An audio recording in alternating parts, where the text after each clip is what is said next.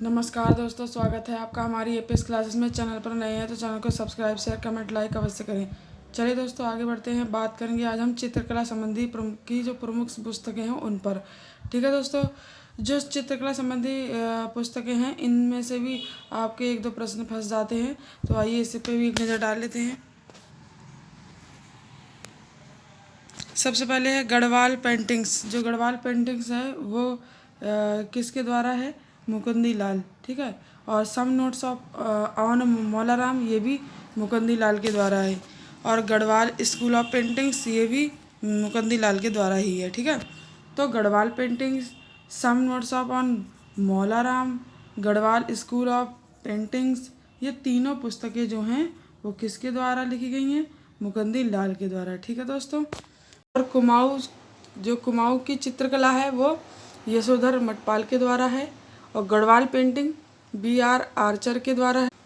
पहाड़ी चित्रकला किशोरी लाल वैद्य के द्वारा लिखी गई है। और मध्य हिमालय कला यशवंत कटोच। और गढ़वाल चित्रशैली Yashwant Katoch. Rajput painting Kumar Swamy. The school of Rajput painting Ajit Ghosh.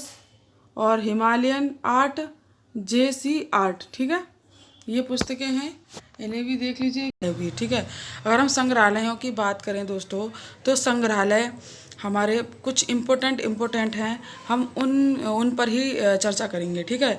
और इन्हें आप अच्छे तरीके से याद कर लीजिए, स्मरण में रख लीजिए, क्योंकि यहाँ से भी आपके दो प्रश्न लगभग फंस ही जाएंगे। ठीक है। तो संग्रहालय और स्थान देखिए दोस्तों, मौलाराम आर्ट गैलरी है वो है श्रीनगर में। ठीक है दोस्तों, कहाँ पर है? श्रीनगर में। इसके बाद नरेंद्र शाह संग्रहालय है, वो है आपका नरेंद्र नगर टिहरी में। कुंवर विचित्र शाह जो ये भी टिहरी में है। और वीरेंद्र शाह ये भी देहरादून में है। ठीक है।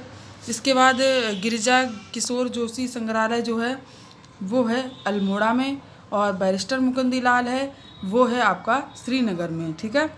इसके बाद दोस्तों जीवी पंत राजकीय संग्रहालय जो है वो अल्मोड़ा में है। और इसकी स्थापना की बात की जाए, कभी कभी स्थापना भी पूछ लेते हैं, तो स्थापना इसकी 1979 में हुई थी। ठीक है। इसके बाद सुमित्रा नंदन पंत स्मृति संग्रहालय कौशानी में है। ठीक है दोस्तों, कहाँ पर है? कौशानी में। दोस्तों ये एक जो संग्रहालय है बहुत ही मोस्ट इम्पोर्टेंट है। और इन्हीं में से ये इतने संग्रहालय जो मैं आज आपको पढ़ा रही हूँ, इन्हीं में से कोई ना कोई एक आध पूछ ही लिया जाएगा। तो इन्हें बहुत अच्छे से देखना है, अच्छे से पढ़ना है और दिमाग में बिल्कुल बिठा लेना है। ठीक है दोस्तों, चलिए आगे बढ़ते हैं। अब है महादेवी वर्मा संग्रहालय, ये दोस्तों रामगढ़ में है। ठीक है। और इसके बाद जागेश्वर मंदिर संग्रहालय, जागेश्वर मंदिर संग्रहालय जो है वो जागेश्वर में है और इसकी स्थापना 2002 में की गई थी। ठीक है। इसके बाद नैन सिंह मिलम बाल संग्रहालय मुंशियारी में है। और इसके बाद रम समुदाय संग्रहालय जो है वो धारचूला में है। ठीक है दोस्तों। इसकी स्थापना की बात करी जाए तो 1966 में इसकी स्थापना की गई थी। ठीक है।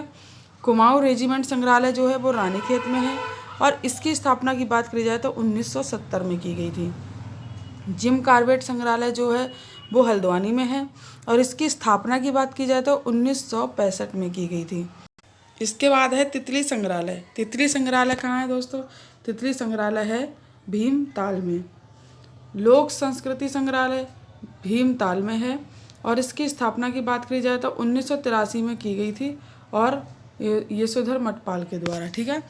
इसके बाद मतलब इनके अनुसार जो यशोधर मटपाल है इनके अनुसार 1983 में लोक संस्कृति संग्रहालय भीमताल में जो है उसकी स्थापना करी गई थी। ठीक है। ये राइटर हैं यशोधर मटपाल। हिमालय संग्रहालय नैनीताल में है और इसकी स्थापना 2005 में की गई थी। ठीक है। कुमाऊँ विश्वविद्यालय है ये। ठीक। और कुमाऊँ विश्वविद्यालय वहीं पर है ये। इसके बाद दोस्तों दरबान सिंह संग्रहालय, जो दरबान सिंह का संग्रहालय है दोस्तों वो कहाँ पर? वो लैंसडाउन में है और उसकी स्थापना 1983 में की गई थी। ठीक है दोस्तों।